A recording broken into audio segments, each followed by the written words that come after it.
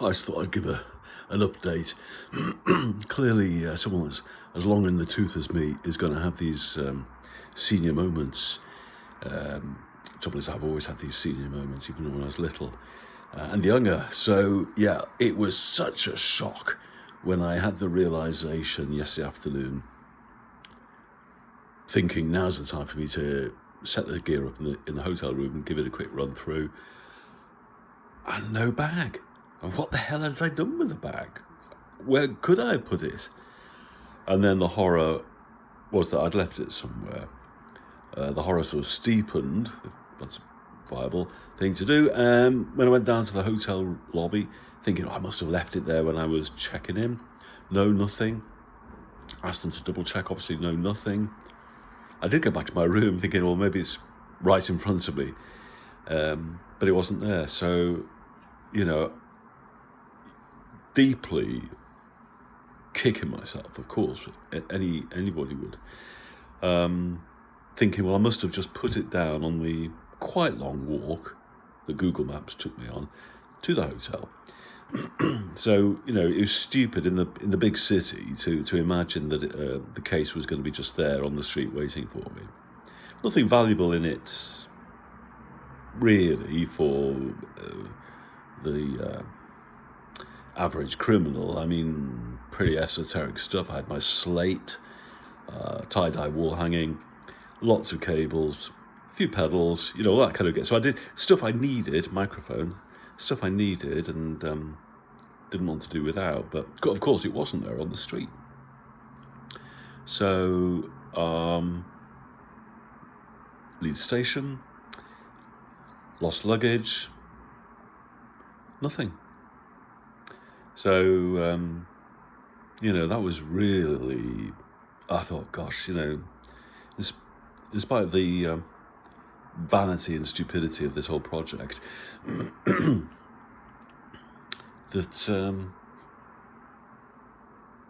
all those kind of niggling voices, those negative voices that you might have had or I've had in that I've absorbed, from my upbringing, I think, really. Gosh, I thought, what a bloody idiot. So I headed off towards the police station, about a mile away, so that's pretty annoying. Headed out. I didn't get far, maybe 2 paces. And Rhys, not from Wales, but Rhys, came out and he said, look, did it have a little sticker on it? Because there was one thing he'd caught out of the corner of his eye that hadn't been logged on the system. And thank you, Hello Kitty. It was my case. What a stroke of luck. Yeah, ineptitude, chaotic behaviour, whatever it is. So yeah, got the case, came back, had a setup in the hotel room. Didn't really go according to plan. Then I went to Ambient Leeds, which quite a nice atmosphere, I think, to be fair to them. Well equipped stage, which I'm not used to a stage area, but good PA. And James did the sound, and he seemed like a nice guy and was on top of things. And I was pretty happy with the sound, really. As much as they were doing anything. He was on with another guy, I think, from the area, who did a kind of semi-structured response to an abstract film. Can't remember the name of the guy that did it, but yeah, it was okay. I've seen, I'm not going to be hypercritical. It was pretty good. It was definitely pretty good, and so well done to him, to Vanities. Had a chat with Perry. He's called Perry. Frank Perry Frank. I can't remember. Guitar, lots of cassette tape loops, lots of pedals. Reminded me a lot of Stereocilia. Textural stuff, minimal guitar, really. I was expecting him to play the guitar in a more authentic way, I suppose I might say. A few chords, set the kind of harmonic undertone. It was pretty good. bit loud for me. The textural side I thought was pretty good. I would have liked to have less of the guitar and a shorter set. Oh God, that's so critical. But it was good. I definitely enjoyed it. It was not as good as Stereocilia by a lot. It was a long way not as. Oh God, I better edit this out. It was a long way not as good as Stereocilia. Nice guy, though. Very interested in equipment. So I had a little chat about my Lemon Drop. So the Lemon Drop back at bass, I thought was going to be my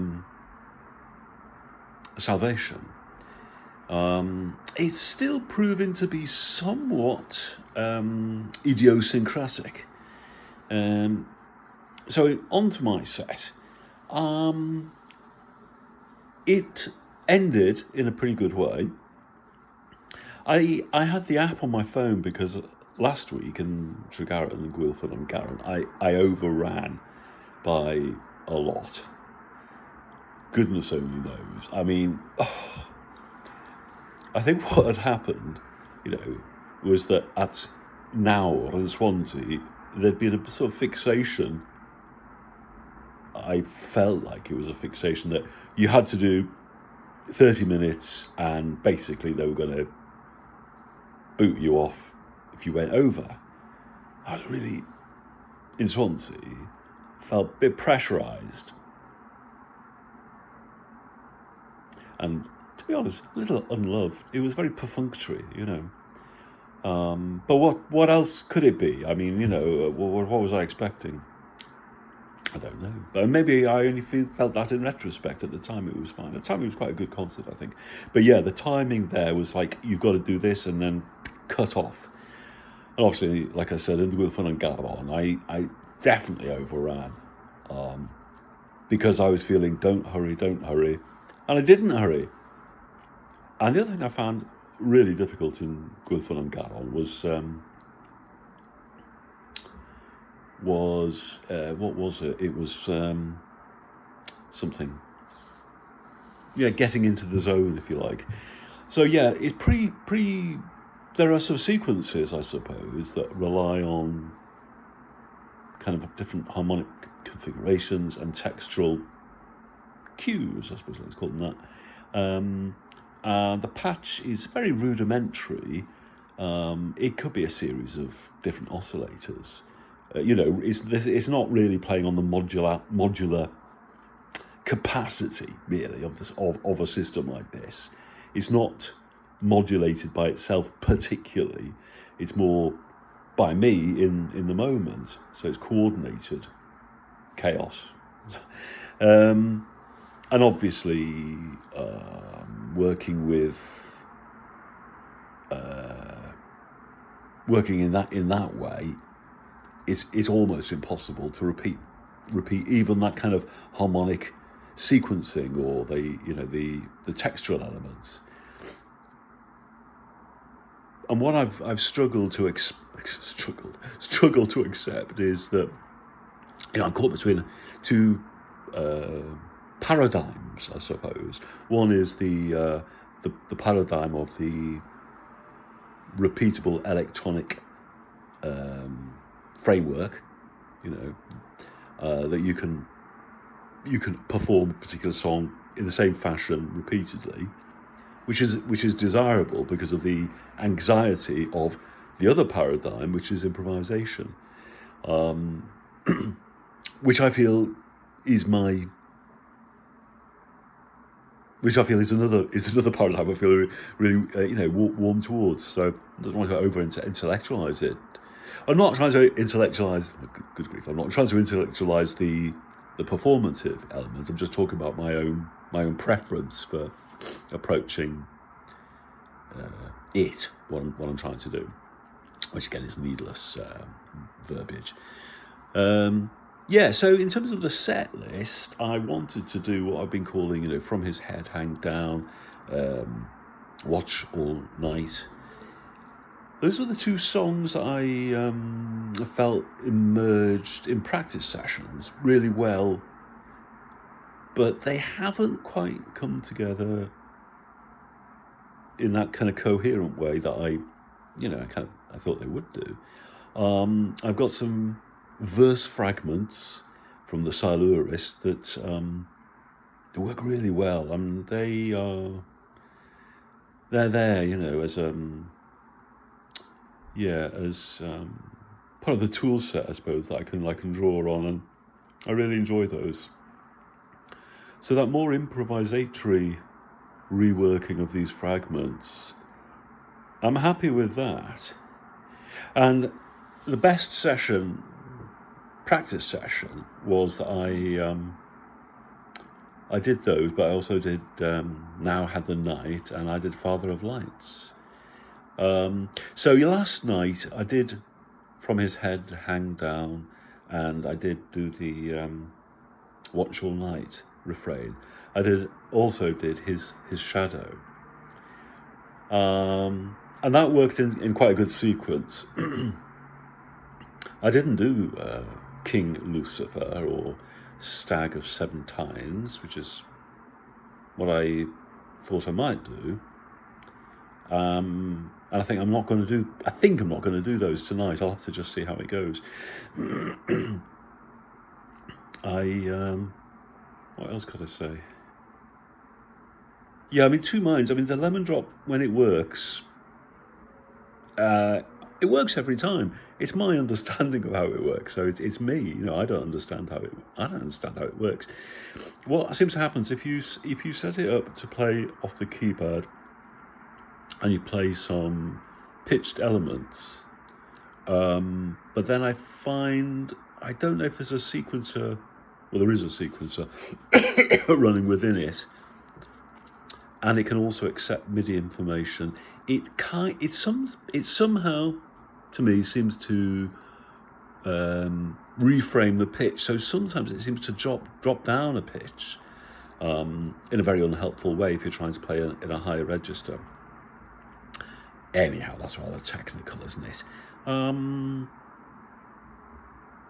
I sort of had to play that a lot, like Raindrops Falling, I suppose, at the beginning to kind of get into the zone, but I don't know that was like really... I'm not sure that I want to do that. It did strike me that I could turn everything upside down,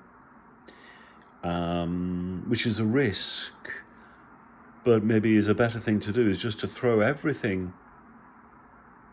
enter the void, enter the chaos, however you want to put it. Throw everything in, and then work back from that. I mean, I could do that, and then and see where it goes. So the temptation for today is either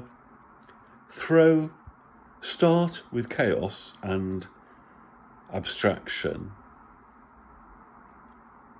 I don't know. That's a risk, isn't it? I think when I got out of bed this morning, I have to bring this to a close, I think, but I thought that, what did I think? Yeah, I thought that was a good idea, throwing it to chaos and all the rest of it.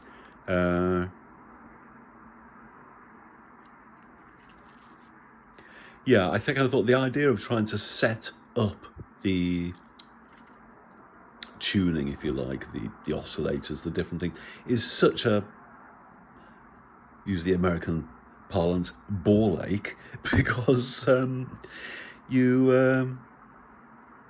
invariably it's just going to be something else. The one thing I don't like on the DERP for 171.2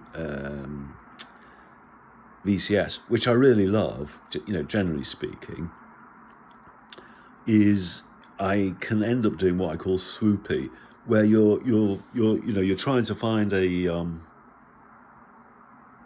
pitch, basically, but because of the variability in the way it works as a very primitive oscillator, you get this horrible sooty and sweepy, I won't imitate it now, tonality, which I really hate.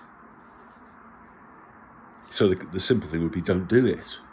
But as I say, that's the difficulty with the,